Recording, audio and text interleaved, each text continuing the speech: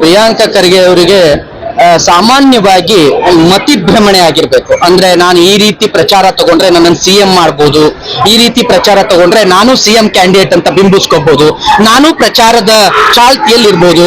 ಈಗ ನವೆಂಬರ್ ನಲ್ಲಿ ಸರ್ಕಾರ ಬದಲಾಗಬೇಕು, ಮುಖ್ಯಮಂತ್ರಿಗಳು ಬದಲಾಗಬೇಕು ಅನ್ನೋ ಒಂದು ಬಹಳ ದೊಡ್ಡ ಇದು ನಡೆಯುತ್ತೆ.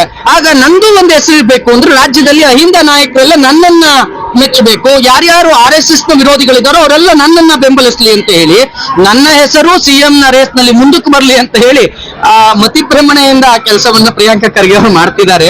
ಅದು ಅವ್ರಿಗೆ ಬ್ಯಾಕ್ ಫೈರ್ ಆಗುತ್ತೆ. RSS ಅನ್ನ ಎದುರಾಕೊಂಡ ಯಾವ ವ್ಯಕ್ತಿಗಳು ಕೂಡ ರಾಜಕೀಯ ಭವಿಷ್ಯವನ್ನ ನಾಶ ಮಾಡ್ಕೊಂಡಿದ್ದಾರೆ ಹೊರತು ರಾಜಕೀಯ ಭವಿಷ್ಯವನ್ನು ಉಳಿಸ್ಕೊಳ್ಳೋಕ್ಕಾಗಿಲ್ಲ. RSS ಏನಾದ್ರೂ ಮನಸ್ಸು ಮಾಡಿ ಪ್ರಿಯಾಂಕಾ ಖರ್ಗೆ ಅವರನ್ನು ನಾವು ಸೋಲಿಸ್ತೀವಿ ಅಂತೇಳಿ ಇದುವರೆಗೂ ಸಂಘ ಯಾವತ್ತು ಯಾರ ಸೋಲಿಗಾಗಿ ಕೆಲಸ ಮಾಡಿಲ್ಲ. ನಮ್ಮ ಸಿದ್ಧಾಂತದ ಗೆಲುವಿಗಾಗಿ ಸಂಘ ಕೆಲಸ ಮಾಡಿದೆ.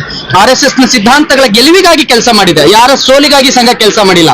ಅಕಸ್ಮಾತ್ ಪ್ರಿಯಾಂಕಾ ಖರ್ಗೆ ಅವರೇ ನಿಮ್ಮ ಸೋಲಿಗಾಗಿ ನಾವು ಕೆಲಸ ಮಾಡಬೇಕು ಅಂತ ಹೊರಟ್ರೆ ನಿಮ್ಗೆ ಸೋಲ್ ಕೇವಲ ಯಕಶ್ಚಿತ್ ನಮಗೆ. ಹಾಗಾಗಿ ನಾನೇನು ಸಂಘದ ಪ್ರತಿನಿಧಿ ಅಲ್ಲ, ಆದ್ರೂ ಸಂಘವನ್ನ ತಾಯಿಯಂತೆ ಗೌರವಿಸೋನು. ಹಾಗಾಗಿ ಈ ಮಾತನ್ನ ಹೇಳ್ತಾ ಇದ್ದೀನಿ, ದಯವಿಟ್ಟು ಮತಿಭ್ರಮಣೆ ಬೇಡ.